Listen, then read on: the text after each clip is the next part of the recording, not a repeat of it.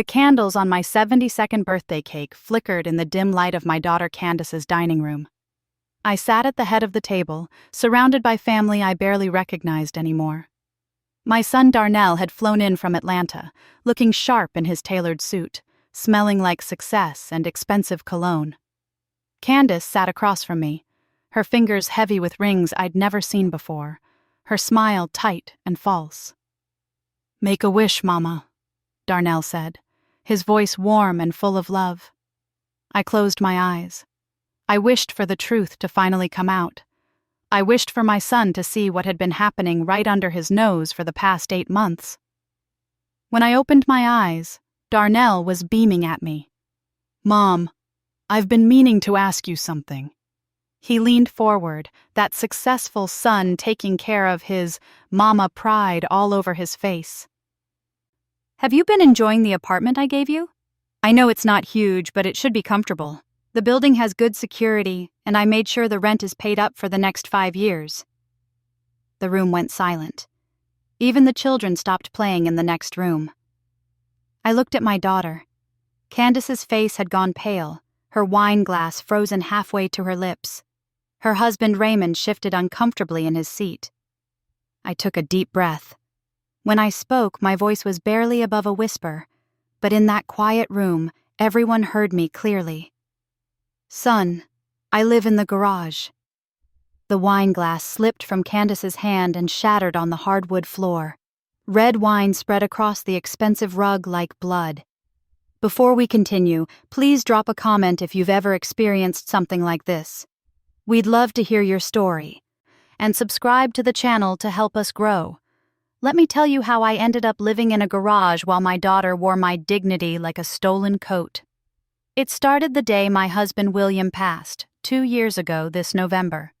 We'd been married 48 years. He was my rock, my provider, my best friend since we were both 17 years old, meeting at Greater Hope Baptist Church on a Sunday morning that changed my life forever. William worked for the sanitation department for 30 years, and I worked as a school cafeteria manager for 25. We didn't have much, but we had each other, and we had raised 2 children in a small house on the south side of Chicago that we'd finally paid off 5 years before he died. When William got sick, it happened fast. Cancer doesn't care about your plans or your dreams. One day he was complaining about back pain, and 6 months later, I was holding his hand as he took his last breath. The medical bills buried us. Even with insurance, the costs piled up like snow in a Chicago winter, endless and suffocating. I had to sell our house. The house where I'd raised my babies, where William had carried me over the threshold, where every room held a memory. But I had no choice. The bills were more than I could handle on my small pension and Social Security. Darnell was devastated when I told him. My baby boy, my successful son who'd worked so hard to make something of himself. He'd gone to college on scholarships and worked 3 jobs to make it through. Now he owned a chain of auto repair shops across Georgia and was doing better than we'd ever dreamed. He'd married a lovely woman named Nicole, and they had 2 beautiful babies. "Mama, you're not going to be homeless," he said over the phone, his voice breaking. "I'm sending you money for an apartment. A good one. 2 bedrooms, nice neighborhood. You're going to be taken care of. I promise you that." And true to his word, 2 weeks later, he sent me the information. He'd found a beautiful apartment in a good building on the north side.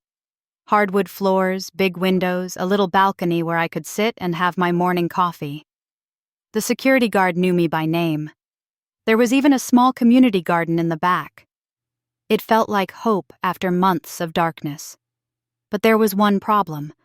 Darnell was busy running his businesses in Atlanta, building his empire, taking care of his own family. He couldn't come up to Chicago to help me move in. So he asked Candace. "Candy will help you get settled, Mama," he told me. "She's right there in Chicago. She can help you move, make sure everything's set up right. I'm wiring her the money for movers and anything else you need." I should have known better. I should have remembered the little girl who used to steal cookies from the jar and blame her brother. I should have remembered the teenager who'd borrowed my car and returned it with an empty gas tank. I should have remembered the young woman who'd asked to borrow $500 for a business opportunity that never materialized.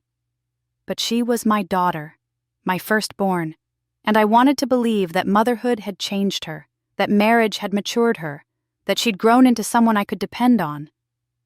I was wrong. Candace showed up at my apartment the day I was supposed to move in, all smiles and helpful hands. She was dressed nice, hair done perfect, nails painted. Her husband Raymond was with her, driving a U-Haul truck. "Mama, let me handle everything," she said, taking my purse from my hands like I was a confused child. "You just got out of the hospital last month. You shouldn't be stressing yourself. Raymond and I will take care of the move. You know what? Why don't you come stay with us for a few days while we get your place set up? We'll make it real nice for you. Then when everything's perfect, we'll bring you to your new home." It sounded so reasonable, so caring. I was tired. My body ached from months of sleeping on my sister's couch. The doctor had told me to avoid stress after my blood pressure had spiked so high they'd kept me in the hospital for 3 days. "Are you sure, baby?" I asked. "I don't want to impose." "Mama, please. You could never impose. You're my mother. Let us take care of you for once." So I went home with Candace and Raymond to their big house in a nice suburb. They had a beautiful home, 4 bedrooms, a finished basement, a 2-car garage that looked bigger than some apartments I'd seen. That first night, I slept in their guest room. The bed was comfortable. Candace made my favorite dinner: smothered pork chops, collard greens, macaroni and cheese, and cornbread. It felt like being loved. It felt like being cared for. But the next morning, something changed. I woke up to hear Candace and Raymond arguing in the kitchen. Their voices carried up the stairs. "We could be making $1,500 a month off that apartment," Raymond was saying. "Your brother's already paid the rent for 5 years. 5 years. Do you know what we could do with that kind of setup?" "But what about your mother?" That was Raymond's voice, uncertain. "Mama can stay here," Candace said, and I could hear something cold in her voice, something I'd never heard before. "We have the space. She doesn't need a whole apartment to herself. She's getting old anyway. She'll be more comfortable with family around." My hands shook as I sat on the edge of that guest bed, listening to my daughter sell my future like it was hers to trade. Over the next week, the guest room became less welcoming. Candace started making comments about how I left dishes in the sink, how I used too much hot water in the shower, how I kept the thermostat too high. The house that had felt warm became cold. The smiles became rare. Then came the day she told me I needed to move to the garage. "It's just temporary, Mama," she said, not quite meeting my eyes. "We're renovating the guest room. It'll just be a month or 2. The garage is finished. Raymond did it himself. It has heat and everything. You'll barely notice the difference." But it wasn't temporary. And I did notice the difference. The garage had been converted into a room, sure. There was a space heater that barely worked when the Chicago winter hit. There was a cot, not even a real bed, with thin blankets. There was a hot plate for cooking and a mini fridge that hummed so loud I couldn't sleep some nights. The bathroom was a small toilet and sink behind a curtain. No shower. I had to come into the house to use theirs, and Candace made it clear I should do that when they weren't home. I watched through the small garage window as my daughter lived the life she'd stolen from me. I saw her posting on Facebook about her amazing life and her blessings. I saw her wearing new clothes and getting her nails done every week. I saw her and Raymond leave for expensive dinners while I ate soup heated on a hot plate. And the apartment? My apartment? The one my son had secured for me with love and care? Candace had rented it out. She was collecting $1,500 a month from strangers living in the home that was supposed to be mine. She was pocketing money that should have been providing me comfort in my old age. I found out by accident. One day, about 4 months into living in the garage, I needed to get something from Candace's home office. I was looking for a stamp to mail a letter to my sister in Detroit when I saw the rental agreement on her desk. My name was on the lease, but there was another document, a sublease to a young couple signed by my daughter. I felt like I couldn't breathe. The room spun around me. This wasn't just neglect. This was theft. This was betrayal. This was my own daughter treating me like I was nothing. But what could I do? I had no money saved. My pension and Social Security barely covered my medications and the few expenses I had. Candace had convinced me to put her name on my bank account just in case something happened to me. She'd been slowly draining it, taking money here and there for expenses she said she was paying on my behalf. I had nowhere to go. My sister in Detroit lived in a one-bedroom apartment and could barely make ends meet herself. My friends from church didn't know how bad things had gotten. I was too ashamed to tell them that my own daughter had reduced me to living in a garage like a forgotten lawnmower. So I stayed quiet. I survived. I prayed every night that God would make a way. I went to Greater Hope Baptist on Sundays when Candace would drive me. She always made sure I looked presentable for church, didn't want people asking questions. I smiled and told everyone I was doing fine, living with my daughter, being taken care of. The lies tasted like poison in my mouth. Darnell called every week like clockwork. Every Sunday evening, my phone would ring, and I'd hear my son's voice, warm and concerned. "How you doing, Mama? How's the apartment? You settling in okay? You need anything?" And every Sunday, I'd lie. I'd tell him everything was wonderful. The apartment was perfect. I was comfortable. I was happy. Why didn't I tell him the truth? Fear. Shame. Love. I was afraid of what would happen if Candace found out I'd told. Afraid she'd throw me out completely. And then where would I go? I was ashamed that I'd let this happen, that I was so weak I couldn't stand up to my own daughter. And I loved Darnell too much to burden him with this mess. He had his own family, his own business, his own life. He'd already done so much for me. How could I tell him his sister had betrayed us both? But secrets have a way of coming out. Truth has a way of rising to the surface like oil on water. And tonight, on my 72nd birthday, surrounded by cake and candles and fake smiles, the truth had finally emerged. Darnell stood up from the table slowly, his chair scraping against the floor. His face had changed from confusion to something darker, something I'd only seen once before, when he found out his high school girlfriend had been cheating on him. "You live where?" he asked quietly, too quietly. Before I could answer, Candace was on her feet, her hands up like she was trying to calm a dangerous animal. "Darnell, let me explain. You live in the garage?"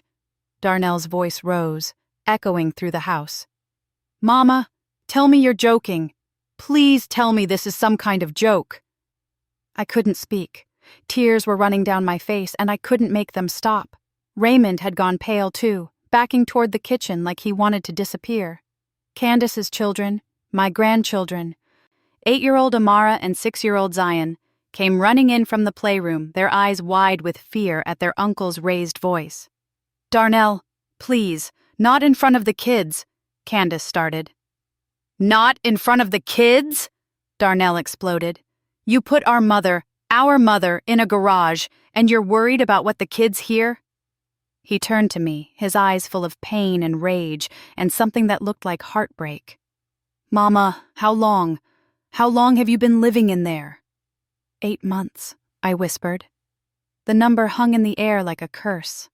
Darnell's face crumpled. 8 months. Oh God, Mama. 8 months? And you didn't tell me? "I didn't want to burden you, baby. You've done so much already." "Show me," he demanded, cutting me off. "Show me this garage right now." Candace moved to block his path. "Darnell, you're overreacting. It's not what you think. The garage is finished. It's nice. Mama has everything she needs." "Everything she needs?" Darnell's voice was deadly calm now, which was somehow worse than the yelling. "She needs a real home, Candace. She needs the apartment I paid for. Speaking of which," he pulled out his phone. "Where is Mama's apartment? The one on Oakwood Drive? I'm going to drive by there right now." The color drained from Candace's face completely. "Darnell, I can explain." "Is someone else living in Mama's apartment, Candace?" The silence was his answer. "Oh my God." Darnell stared at his sister like he'd never seen her before. "You rented out Mama's apartment. You've been collecting rent money, while she lives in your garage." He looked at me with such anguish that it broke something inside me. "Mama, why didn't you tell me?" Before I could answer, Darnell's phone rang. He looked at the screen, his jaw tight. "It's Nicole. She's watching the kids tonight. I have to." He answered the call, his voice strained. "Baby, I need to call you back. Something's happened. Something bad." He hung up and looked at his sister with pure disgust. "You and I are going to have a very long conversation. But first..." He turned to me, his voice gentle now, breaking. "Mama, pack your things. Whatever you have in that garage, pack it up. You're coming to Atlanta with me tomorrow. Tonight, you're staying in a hotel. A real hotel, with a real bed. I'm taking you out of here right now." "Darnell, you can't just..." Candace started. "Watch me." That's when Raymond finally spoke up, his voice shaking. "Maybe we should all just calm down and talk about this rationally." Darnell spun on him so fast that Raymond actually flinched. You watched this happen. You helped her do this to my mother. Both of you," he pointed at Candace and Raymond. "Both of you are going to regret this. I promise you that." Candace's mask finally slipped, her face twisted into something ugly. "Oh, what are you going to do, Darnell? You going to sue your own sister? You going to tear this family apart over a misunderstanding?" "A misunderstanding?" Darnell's laugh was bitter. "You stole from our mother. You put her in a garage like she's not even human. You've been lying to me for 8 months. What family is there left to tear apart? You destroyed it already." That's when little Amara started crying. "Why is everyone yelling? Grandma, why are you crying?" I tried to compose myself, but I couldn't. The dam had broken, and everything I'd held inside for 8 months came pouring out. Darnell knelt beside his niece, his voice soft despite his rage. "Baby girl, Uncle Darnell needs to take Grandma somewhere safe tonight, okay? But I'll see you real soon." He stood and extended his hand to me. "Come on, Mama, we're leaving." As I stood on shaking legs, Candace made one last attempt. "Mama, please, don't do this. Don't let him turn you against me. I'm your daughter. I've been taking care of you." I found my voice then, small and weak, but mine. "Taking care of me? Candace, you put me in a garage. You stole my home. You took money your brother sent for my care and used it for yourself. You made me lie to Darnell every single week for 8 months. Whatever love I had for you..." My voice broke. I don't even know if I can find it anymore. The look on Candace's face was something between rage and panic. Fine. Go with him then. But don't think you can just come back when you realize how hard it is living alone in Atlanta, away from everyone you know." "Stop talking," Darnell said. His voice was ice. "Mama, where's your coat?" 10 minutes later, I was sitting in the passenger seat of Darnell's rental car, a trash bag of my belongings in the back seat. Everything I owned in the world fit in one trash bag. We drove in silence to a hotel near the airport. Darnell got me a suite, not just a room. He ordered room service even though I said I wasn't hungry. He sat with me as I finally broke down and told him everything. He cried with me. My strong, successful son sat on that hotel room floor and cried like a baby. "I'm so sorry, Mama," he kept saying. "I should have checked on you more. I should have visited. I should have known." "Baby, this isn't your fault," I told him, even though I could barely see him through my tears. "You've been nothing but good to me. This is on Candace. This is her choice." "I'm going to make this right," he said, his voice hard with determination. "I promise you, Mama, I'm going to make this right." That night, as I lay in a real bed with clean sheets and soft pillows, I thought about how quickly life can change, how the truth, once spoken, can't be unspoken, how the weight I'd been carrying for 8 months had finally been lifted. but the pain of betrayal had settled in its place. I didn't know what tomorrow would bring.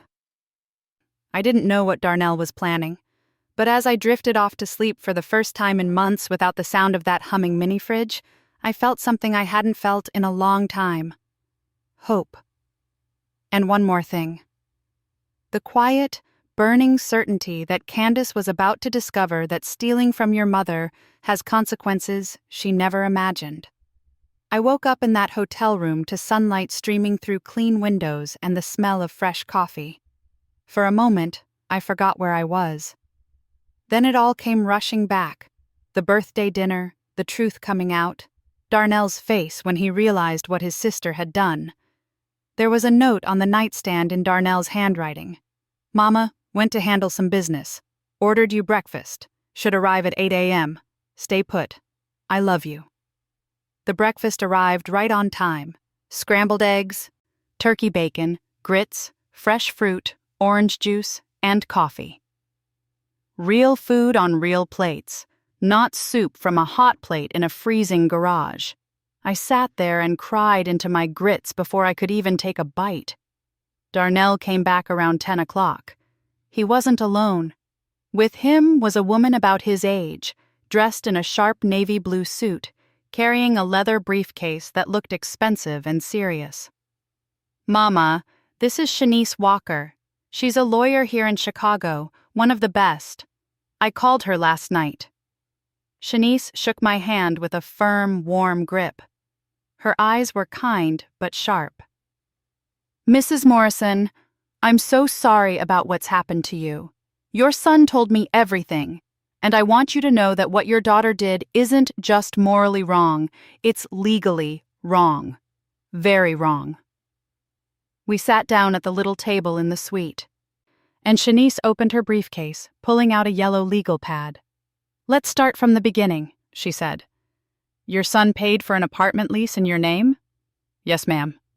"And your daughter convinced you to let her handle the move-in?" "Yes, ma'am." "Did you ever sign anything giving her permission to sublease the apartment?" I shook my head. "No, I never signed nothing about that apartment except when Darnell sent me the lease papers to look at before he paid." Shanice made notes, her pen moving fast.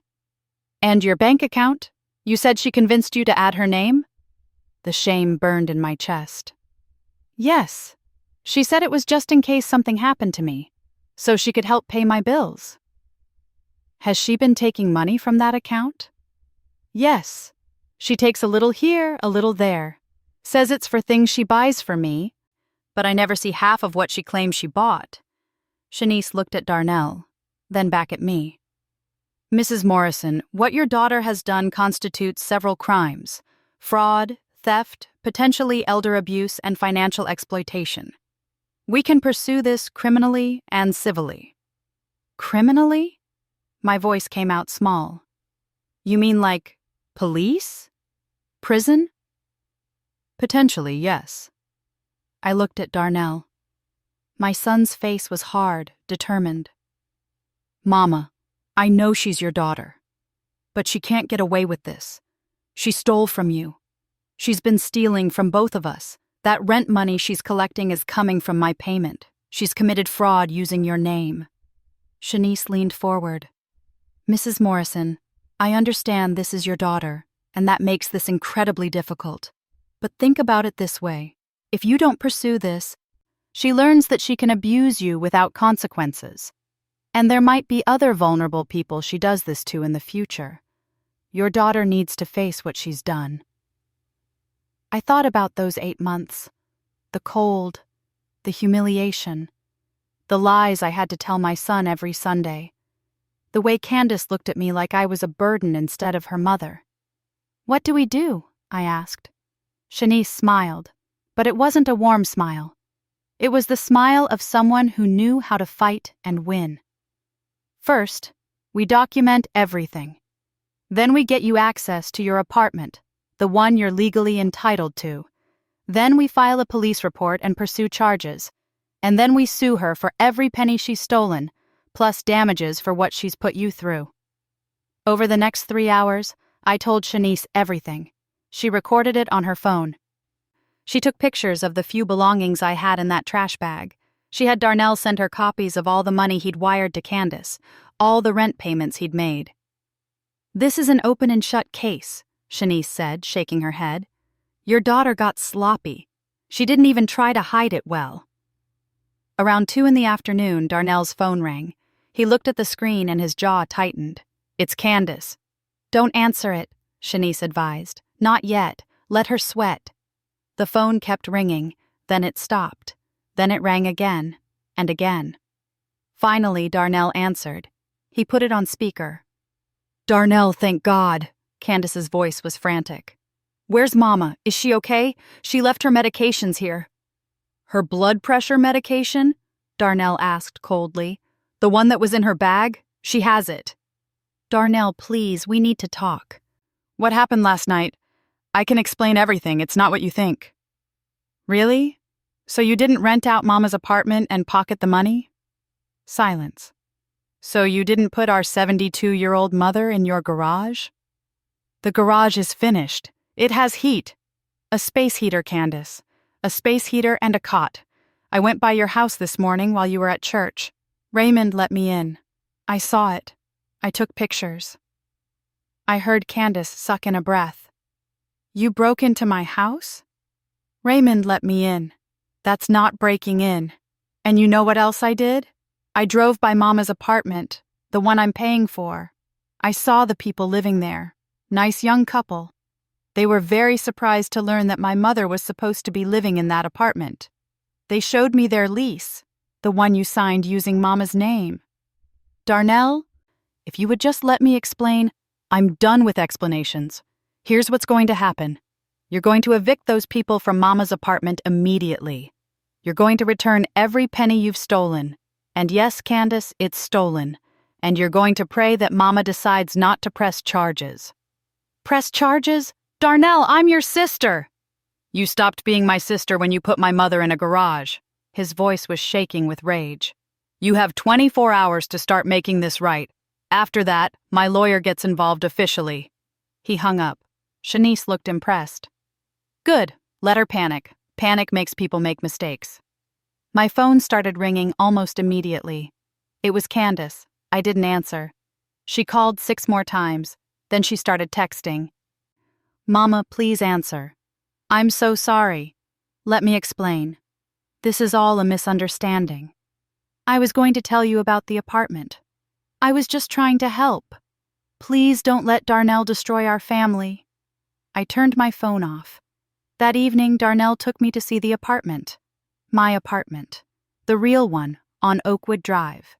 He had Shanice come with us and a locksmith. The young couple living there, Brandon and Crystal, were home. They looked confused and worried when we knocked on the door. "I'm so sorry to bother you," Darnell said, his voice kind despite everything. "But we have a situation. This apartment is actually leased to my mother. The person who rented it to you didn't have the legal right to do so." Crystal's eyes went wide. "Are you serious? We've been paying $1,500 a month." "To who?" Shanice asked. "To a woman named Candace Hayes. She said she was the property manager." "Property manager?" I almost laughed. My daughter had invented a whole fake job. Shanice explained the situation. Brandon and Crystal were good people. They were upset, but they understood. Shanice assured them they could sue Candace for the money they'd paid. "We're going to give you 30 days to find a new place," Shanice said. "That's more than generous considering the circumstances, but we understand you're innocent victims here too." After they left to stay with Crystal's parents, the locksmith changed the locks, and then Darnell opened the door to what should have been my home 8 months ago. It was beautiful. Hardwood floors gleaming in the evening light, big windows with a view of the tree-lined street, a kitchen with actual counter space, a bathroom with a real shower and a tub, 2 bedrooms, one for me, one for guests, that little balcony where I'd imagined drinking my morning coffee. I walked through the empty rooms and felt something break open inside my chest. This was mine. This had always been meant to be mine, and my daughter had stolen it from me. "We're going to make this right, Mama," Darnell said, his arm around my shoulders. We're going to make this right." The next morning, Shanice filed a police report. By noon, 2 detectives came to the hotel to take my statement. They were professional and kind. An older black detective named James Crawford and his younger partner, a woman named Lisa Park. "Mrs. Morrison, what your daughter did is called financial exploitation of an elderly person," Detective Crawford said. "It's a felony in Illinois. The fact that she forged documents and collected rent money under fraudulent pretenses makes it worse." "What happens now?" I asked. "We investigate. We gather evidence. We talk to your daughter, and then the state's attorney decides whether to press charges." "How long does that take?" "Could be a few weeks, could be a few months. But Mrs. Morrison?" He looked at me with serious eyes. "From what I'm seeing here, your daughter's in serious trouble." That afternoon, while Darnell was out buying furniture for my apartment, my phone rang. It was a number I didn't recognize. Against my better judgment, I answered. "Mrs. Morrison? This is Pastor Green from Greater Hope Baptist." My heart sank. Pastor Green was a good man, but he was also close with Candace. She'd been singing in the choir since she was 16. Raymond was a deacon. "Yet, Pastor?" "Sister Morrison, Candace came to see me this morning. She's very upset. She told me there's been a misunderstanding between you and her and that Darnell is trying to have her arrested. I was hoping we could all sit down and talk, work this out as a family. You know what the Bible says about forgiveness." Something in me snapped. "Pastor Green, with all due respect, did Candace tell you she rented out my apartment and put me in her garage for 8 months?" Silence. "Did she tell you she's been stealing money from my bank account? Did she tell you she committed fraud using my name?" "Sister Morrison, I'm sure if we just—" "No, Pastor. I love you, and I love the church. But this isn't about forgiveness right now. This is about justice. When Candace is ready to truly repent, not just sorry she got caught, but truly repent, then we can talk about forgiveness. But right now she needs to face the consequences of what she's done." I hung up. My hands were shaking, but I felt strong, stronger than I'd felt in months. Darnell came back with his wife Nicole. She'd flown in from Atlanta, leaving their babies with her mother. Nicole was a small woman with a big presence, warm and fierce at the same time. "Mama D," she said, using her nickname for me, wrapping me in a hug that smelled like cocoa butter and love. "I'm so sorry this happened to you, but we're going to fix it. You're family, and family doesn't treat family like this." That night, we all went to dinner at a soul food restaurant on the South Side, the kind of place that reminded me of better times. Fried chicken, mac and cheese, collard greens cooked the right way. For the first time in 8 months, I ate until I was full. "Mama, I've been thinking," Darnell said, pushing his sweet potato pie around his plate. "Why don't you come live in Atlanta, near us? We can find you a place close to our house. You can see the grandkids every day. You can start over, away from Candace and all this mess." I thought about it. Atlanta sounded nice, warm, far from the cold and the memories, close to my son and his family. But something in me rebelled. "Baby, I appreciate that. But Chicago is my home. This is where I raised you and your sister. This is where your daddy is buried. This is where my church is. My real church family, not people who'll guilt me into rugs sweeping things under the rug. I'm not going to let Candace run me out of my own city." Darnell smiled, and I saw pride in his eyes. "That's my mama." 3 days later, Shanice called with news. "Mrs. Morrison, the state's attorney is moving forward with charges. They're charging Candace with felony financial exploitation of an elderly person, fraud, and theft. There's going to be an arraignment next week." My stomach dropped. "Felony? That's prison time, isn't it?" "It can be. 2 to 10 years depending on how much money was stolen and other factors. But Mrs. Morrison, she did this to herself. You didn't put her here. Her choices did." The arraignment was on a Thursday morning. I didn't want to go, but Shanice said it was important that I be there. that the judge needed to see me, to understand that there was a real victim in all this. The courtroom was cold and formal. Candace was there with her own lawyer, a slick-looking man in an expensive suit. She looked smaller than I'd ever seen her. When she saw me walk in with Darnell and Shanice, her face crumpled. "Mama," she called out, but her lawyer shushed her. The judge was a black woman in her 50s, with gray in her hair and eyes that looked like they'd seen everything twice. Judge Patricia Williams, according to the nameplate. The prosecutor laid out the charges. Candace's lawyer tried to argue that this was a family dispute that didn't belong in criminal court. Judge Williams looked at Candace over her glasses. "Ms. Hayes, did you or did you not rent out an apartment that was leased to your mother and keep the money?" Candace's lawyer whispered to her. She nodded. "Speak up," Judge Williams said.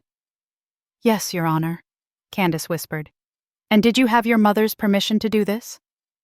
I thought..." "Yes or no, Ms. Hayes?" "No, Your Honor." Judge Williams set bail at $50,000. "Ms. Hayes, you are ordered to have no contact with your mother, directly or indirectly. You are to return all money taken from her bank account within 30 days. Your next court date is December 15th. If you violate any of these conditions, I will revoke your bail, and you will sit in jail until trial. Do you understand?" "Yes, Your Honor." As we left the courtroom, I heard Raymond arguing with the bail bondsman about money. Apparently, $50,000 was more than they had liquid. Darnell heard it too. He looked at me. "Good," he said simply. That night, my phone rang from another unfamiliar number. This time it was Raymond. "Mrs. Morrison, please. You have to drop the charges.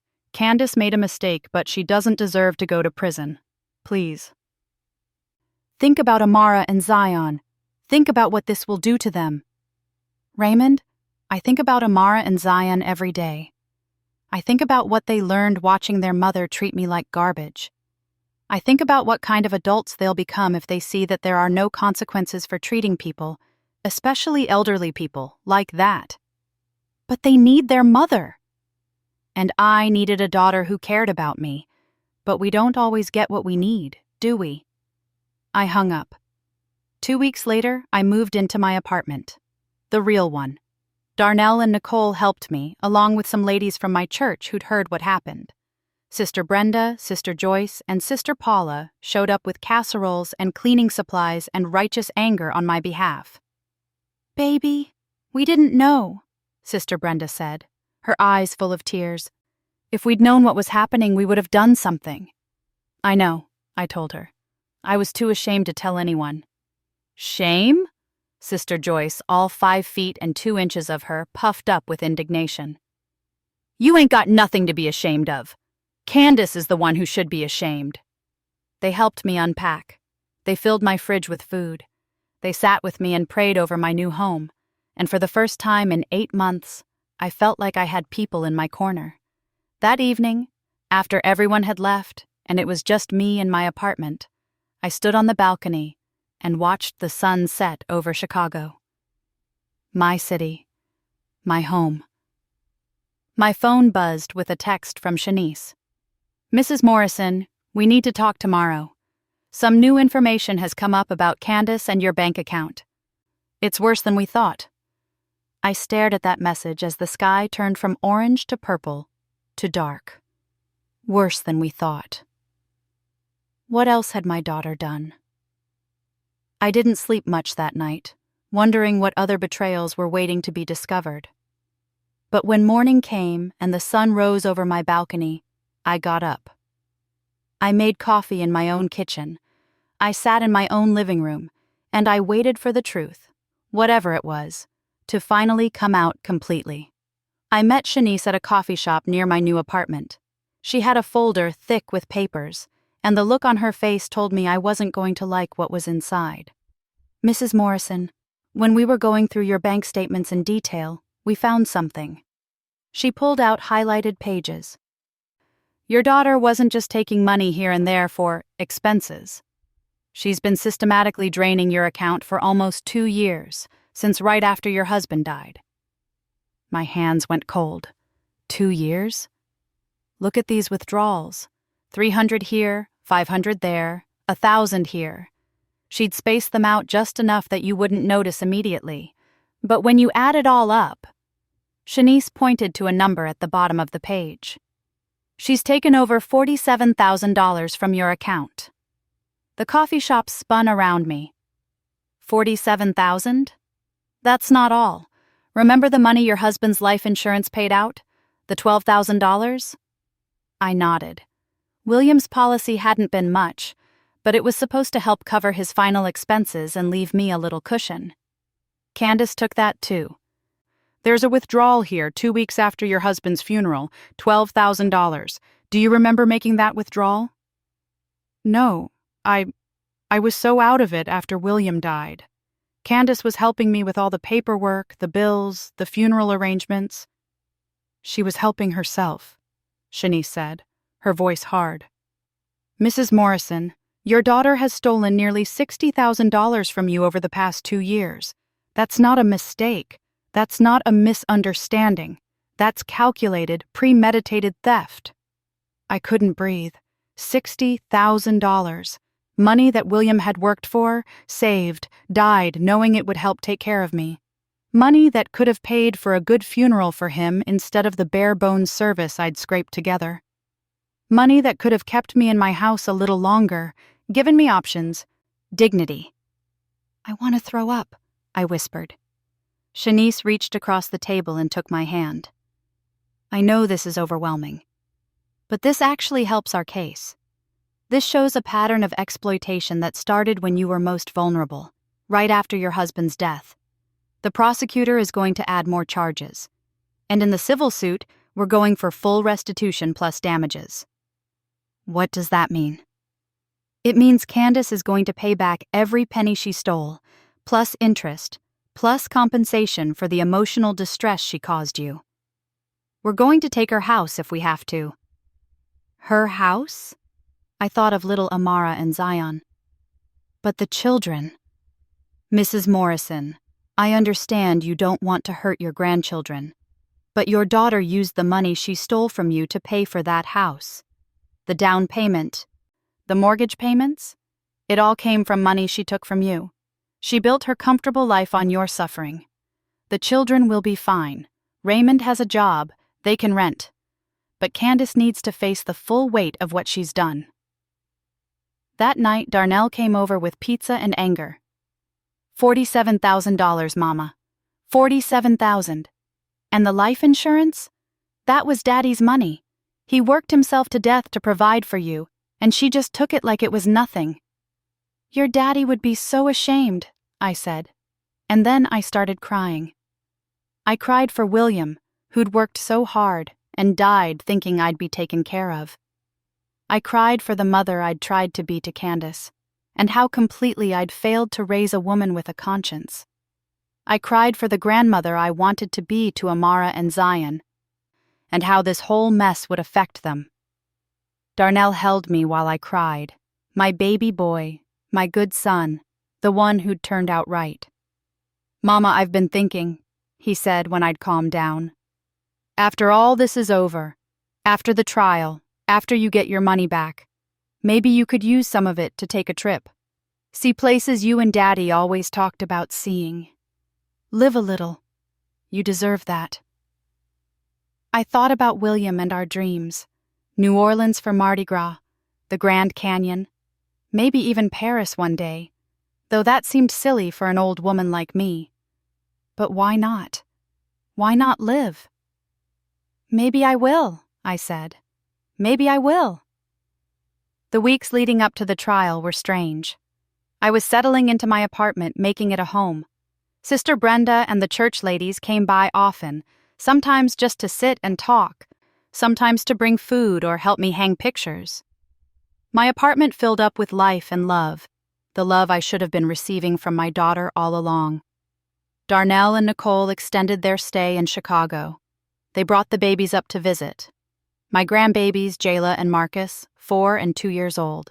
Watching them run around my apartment, hearing their laughter, it felt like healing. But then there were the hard moments. The times I'd see something that reminded me of little Candace. The girl she'd been before greed took her. The times I'd wonder about Amara and Zion, who I wasn't allowed to see because of the no-contact order. The times guilt would try to creep in and tell me I was destroying my family. Those times, I'd call Shanice, and she'd set me straight. "Mrs. Morrison, you didn't destroy anything. Candace destroyed it when she chose to steal from you. You're just refusing to pretend it didn't happen. There's a difference." The trial was set for mid-December. 2 weeks before, I got a call from a victim advocate with the state's attorney's office, a young woman named Keisha, who explained what would happen in court. "The prosecutor will present evidence, the bank statements, the fraudulent lease, testimony from the couple who rented your apartment, testimony from you. Candace's lawyer will try to paint this as a family misunderstanding, but the evidence is pretty clear. Are you prepared to testify against your daughter?" Was I? Could I sit in that courtroom and tell a judge and jury what my own child had done to me? "Yes," I heard myself say. "I'm prepared." The day before the trial, something unexpected happened. Raymond showed up at my apartment. I saw him through the peephole and almost didn't answer, but something made me open the door. Maybe curiosity, maybe the part of me that still wanted to believe someone in that house had a conscience. "Mrs. Morrison, please, just 5 minutes," he said. He looked terrible, like he hadn't slept in weeks. I know I'm not supposed to be here, but I had to try. Against my better judgment, I let him in. We sat in my living room, this man who'd watched me sleep in a garage and said nothing. "I'm sorry," he said, and started crying. "I'm so sorry. I knew what Candace was doing was wrong, but I didn't know how to stop her. She kept saying it was temporary, that she'd make it right, that you were fine. And I wanted to believe her because I didn't want to rock the boat. But I was wrong. I was so wrong." I watched him cry and felt nothing. No anger, no sympathy. Just empty. "Raymond, do you know why I can't forgive you? It's not because you let Candace do this. It's because you made a choice every single day for 8 months to let me suffer. You saw me in that garage.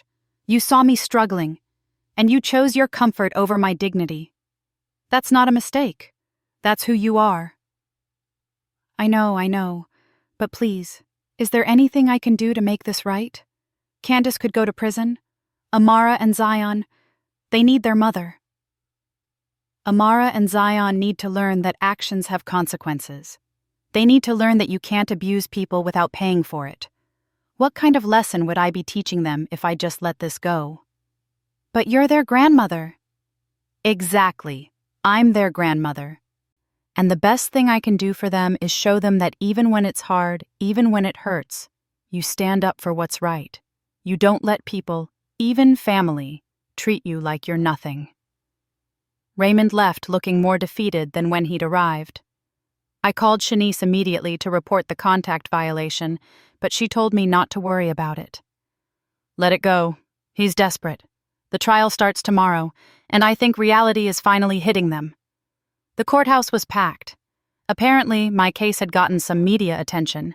Daughter accused of forcing elderly mother to live in garage, while renting out her apartment made for good headlines. There were cameras outside, reporters asking questions I didn't answer. Inside, the courtroom was cold and formal. I sat with Shanice at the prosecutor's table. Across the aisle, Candace sat with her lawyer. She looked smaller, older. She wouldn't look at me.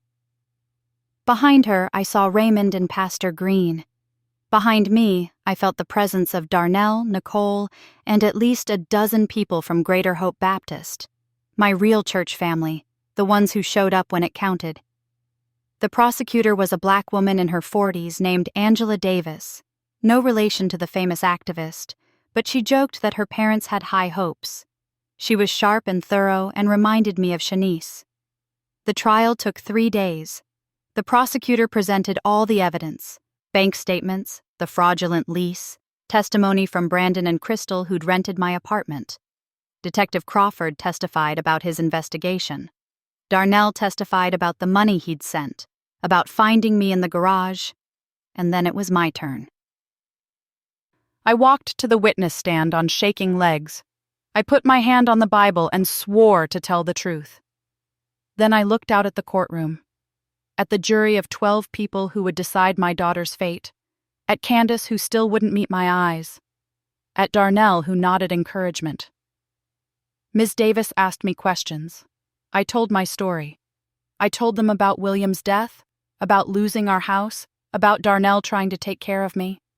I told them about trusting Candace to help me move in. I told them about the garage, the cold, the cot, the hot plate, the humiliation. Mrs. Morrison, did you give your daughter permission to rent out your apartment? Ms. Davis asked.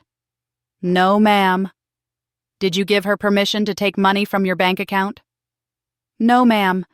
She said she needed access in case something happened to me, to help pay my bills. I trusted her. And did she pay your bills with that money? No, ma'am. She spent it on herself. How did it feel, Mrs. Morrison, living in that garage while your daughter wore new clothes and went out to expensive dinners? Candace's lawyer objected, but Judge Williams allowed it. It felt like dying, I said, my voice breaking. Like watching my own child kill me slowly while smiling at me on Sundays at church. It felt like everything I'd ever done as a mother didn't matter. Like I didn't matter. There wasn't a dry eye in the jury box. Then Candace's lawyer cross-examined me. He was gentle but persistent, trying to make it seem like I was confused, like I'd misunderstood, like this was all a tragic family miscommunication. Mrs. Morrison, isn't it true that you were struggling with depression after your husband's death? Yes. And isn't it true that your daughter was worried about you, trying to keep you close to family? If she was worried about me, she wouldn't have put me in a garage. But the garage was finished, wasn't it? It had heat, electricity. Have you ever slept on a cot in a garage through a Chicago winter? I asked him. Have you ever been 72 years old and had to beg to use the shower in your own daughter's house?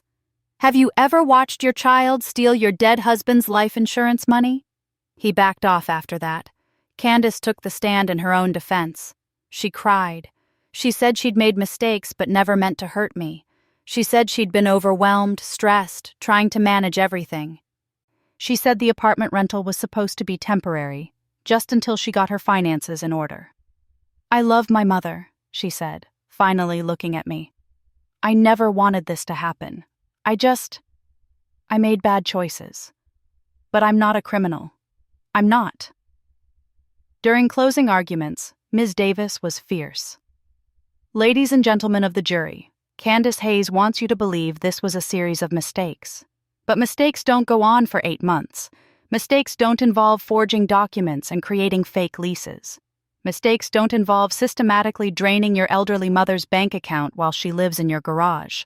This wasn't a mistake. This was calculated exploitation of a vulnerable woman who trusted her daughter. Candace Hayes saw an opportunity when her mother was at her lowest, grieving, sick, homeless, and she took advantage. She stole, she lied, and she would still be doing it if her brother hadn't found out.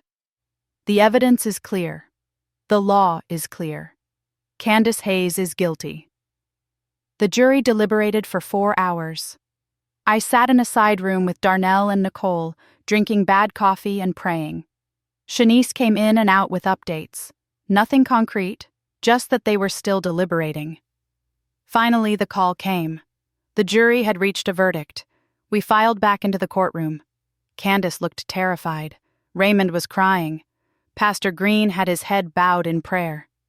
"Will the defendant please rise?" Judge Williams said. Candace stood, her lawyer beside her. "Members of the jury, have you reached a verdict?" The jury foreman, an older white man with kind eyes, stood. "We have, Your Honor."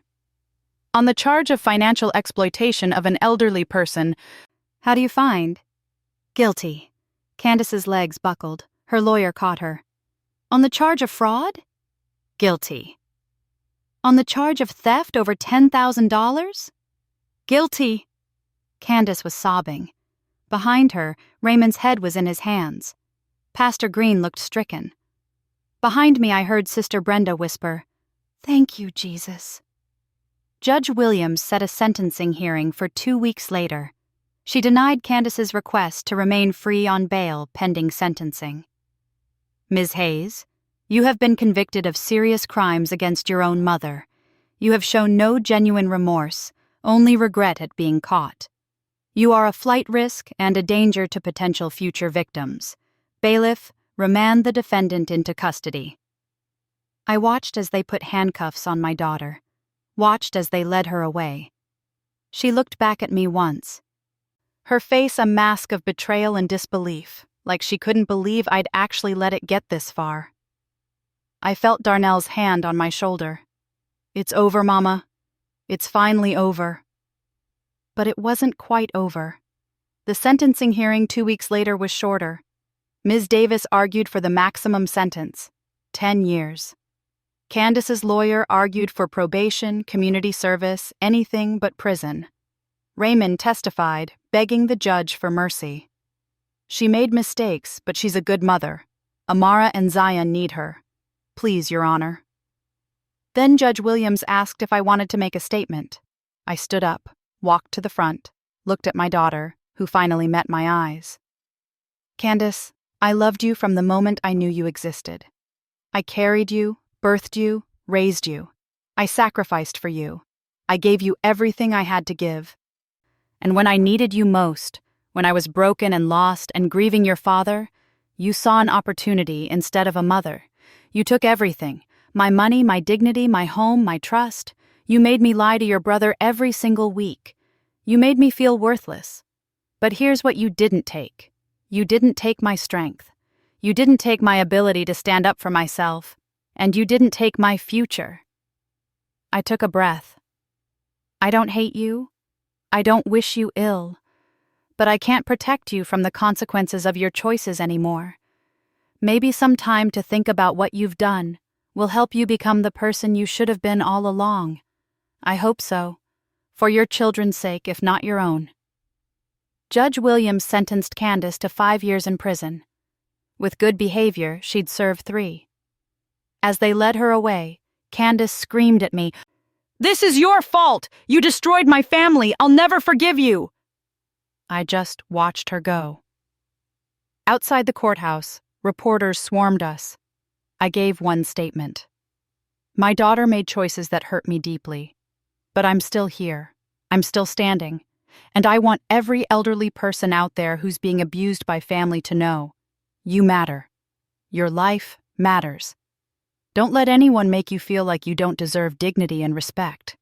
Speak up. Get help. You are worth fighting for." The civil suit took a few more months to resolve.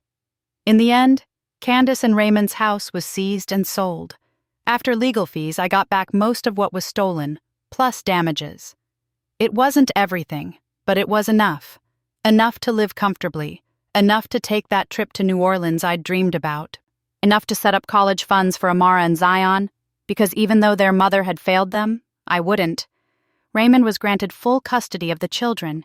He moved into a smaller place, got a second job, and slowly, carefully, with the court's permission, I started seeing my grandchildren again.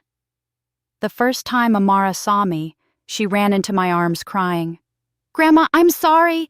I'm so sorry for what Mama did." "Baby girl, you didn't do anything wrong. None of this is your fault." "But Mama said you were mean, that you got her in trouble for no reason. Your Mama made choices that hurt people." "I just made sure there were consequences for those choices. That's not mean. That's justice." Over time, the kids understood more. Or at least they accepted it. They were still working through their feelings about their mother being in prison, and I made sure they had counseling to help them process it all. As for Candace, I didn't visit her in prison. I didn't write letters. I didn't send money for commissary. I let her sit with what she'd done. But I did pray for her. Every night, I prayed that she'd find genuine repentance, that she'd become the mother her children deserved, that she'd become the woman I'd tried to raise her to be.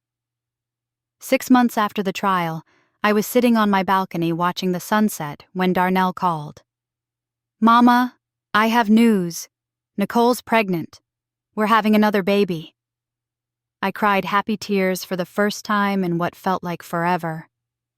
"That's wonderful, baby. Just wonderful."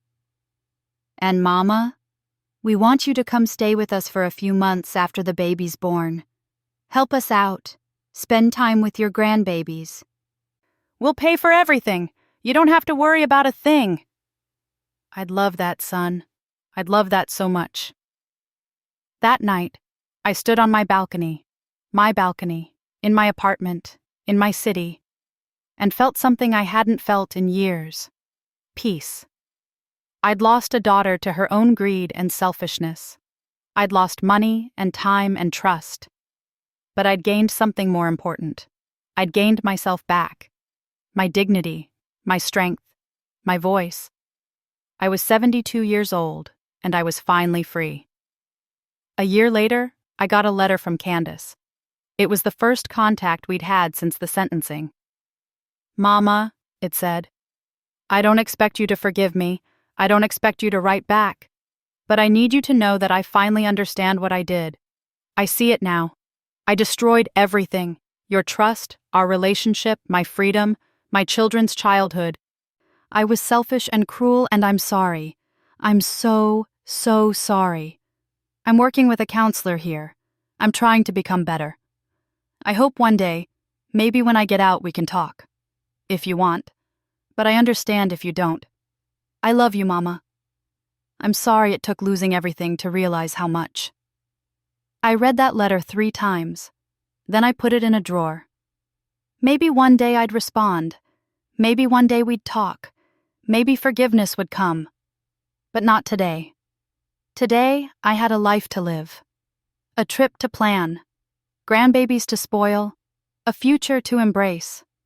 Today, I was enough. My life was enough.